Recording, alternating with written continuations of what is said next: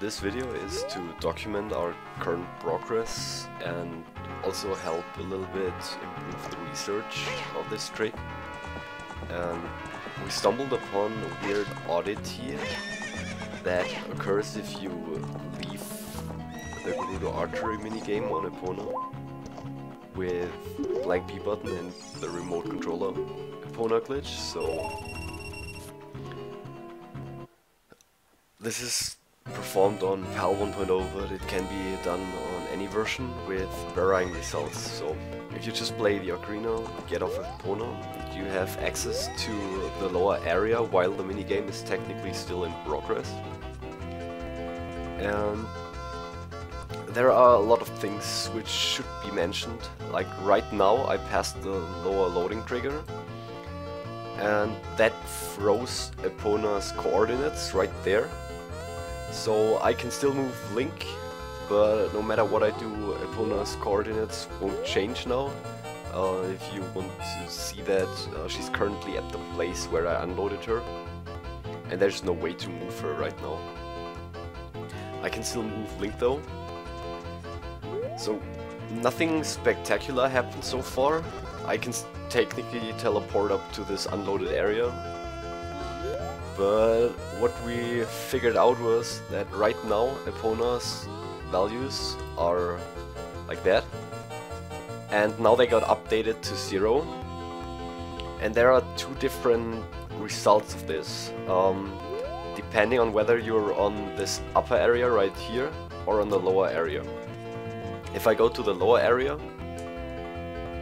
Link's coordinates won't get warped to 0, 0, 0, which would technically be on top of Epona, and that's because the pointer pointing to Epona is still linking to some other data, and we can manipulate also the coordinates of Epona using this. So right now I'm like in this out of bounds part, and I can still mount Epona and do stuff, but I eventually have to void out here. There's nothing else happening. Voiding out while in ocarina mode also triggers this text here, and I think that one is do you want to try again for 20 rupees? But I'm not completely sure. Anyway, getting back here again like just finishes the minigame, but yeah, that's nothing too interesting. But what we can do here is a lot of fancy stuff. I'll start with manipulating Epona's position by, if you're familiar with the Gerudo RBA chest content manipulation, you can have certain actors loaded and that change where the Epona or where another instance is loaded to. So for example, if I pull out a bomb and reach the upper loading trigger, Epona's coordinates go to completely weird values, and if I mount her now, Link's coordinates will actually get updated to Epona's and not to some like random coordinates we can't explain right now. And yeah, there's not really much I can move, although I'm like out of bounds because the game still thinks I'm on Epona. And that, like, a lot of that leads to fancy possibilities, but we haven't used the full extent of them so far. For example, you can pull out various items as well besides having bombs or other actors loaded. One thing is having the hookshot or the long shot drawn. So if I'm pulling out the hookshot here and entering the upper area, it looks somewhat like this.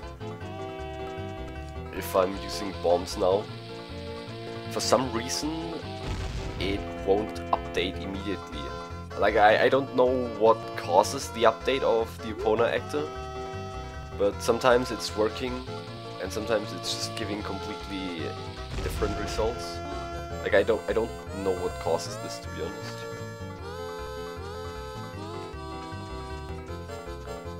but apparently the history here matters as well.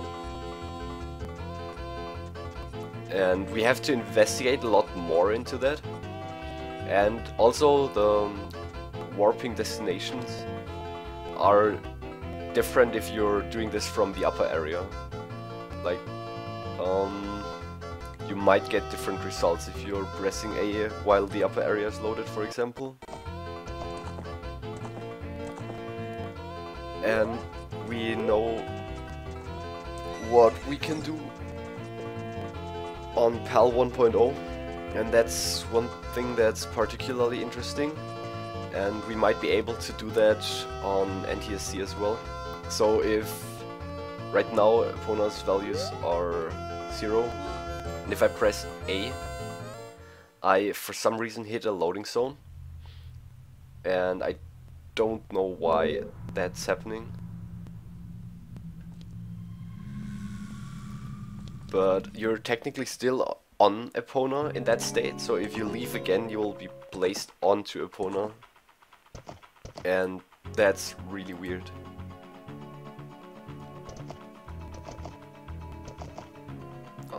Yeah, there's no really interesting thing you can do with Epona right now.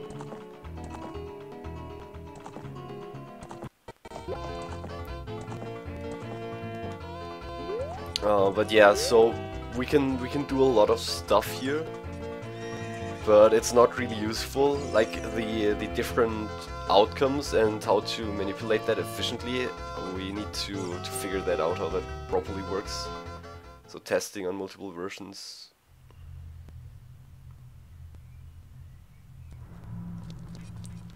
Should be something we should do. And yeah, well, I don't know any other method to hit that, and I don't know if Epona is triggering the loading zone or Link. Like, I'm not sure about that.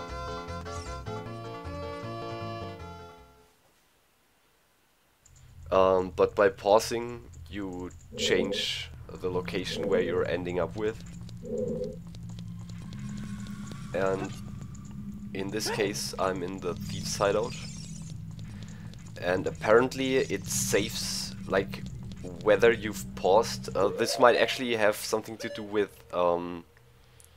after pausing once in an area, that the cursor might be pointed to a different place on your select item screen.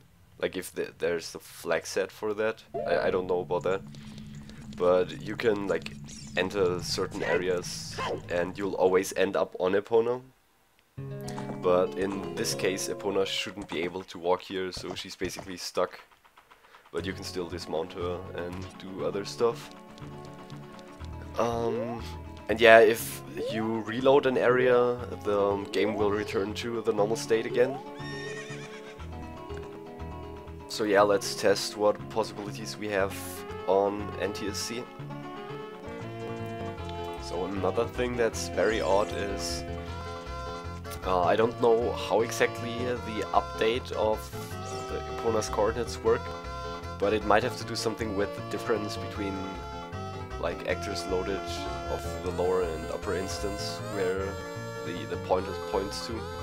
So if I pull out a bomb here, it updates the value to this specific address or to this part. And if I equip Hookshot or Longshot now and draw that before entering the upper area, Epona's X coordinate goes crazy high. And if I warp to that coordinate right now, Link's coordinate will be updated to these as well. And you see how Link is really... Link's cursor is still on the screen, although the X coordinate is really huge.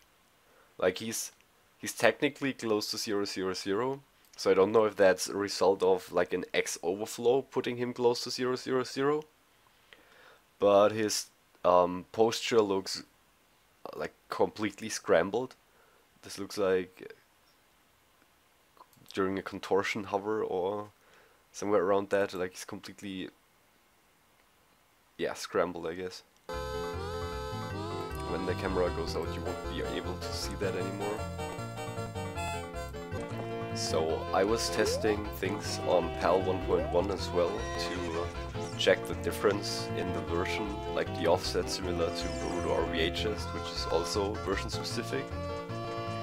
And so what I noticed was that I got a weird crash, and I thought it would have to do with a weird offset leading to something similar like the warp into Thieves Hideout we get on PAL 1.0, sorry.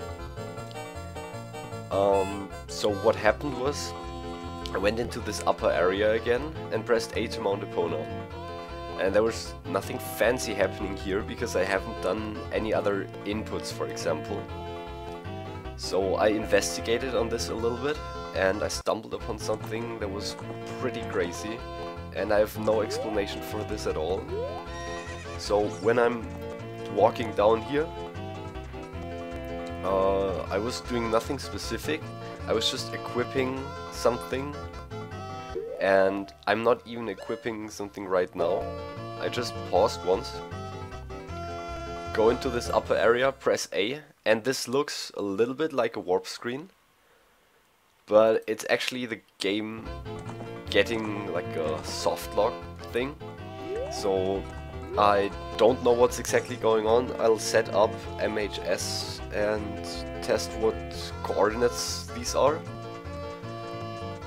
But the craziest part about this is I wouldn't know what the pause menu would do, but to test this I haven't paused so far, and I'm at this like constant spot right now, and I can press B to dismount Epona and mount her again.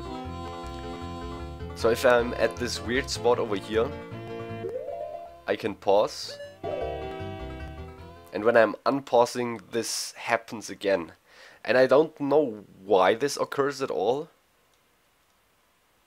Like if it would have to do something with the unpause lag or animation, it shouldn't occur when I paused earlier. But whenever I pause I end up here, and there's something really crazy happening. Technically the game hasn't crashed yet, or at least not the emulator, but the frame rate keeps dropping down. Like I'm usually at 50 FPS on a PAL game, and it goes down to like 20, 10, and now I'm at like 1.6, and at some point my emulator hard crashes and I get an error, and I don't know, like you usually have these like values you can look into of the processor, like what you're emulating, and if I'm not speeding up anything, like that was the crash. But right now the R4300i is at 100% and there's no idle, so that's happening, and I don't know what's going on, what the game is trying to load here, but there's like the error is unhandled R4300i OP code add, and then we have 8 4 zeros 180, and then we have unknown 01010105. Stopping emulation. So that's the error I get, and I can't even load a save state or anything. I have to reset to or end the emulation to get that back again. So that was really weird, and I don't know how that occurs.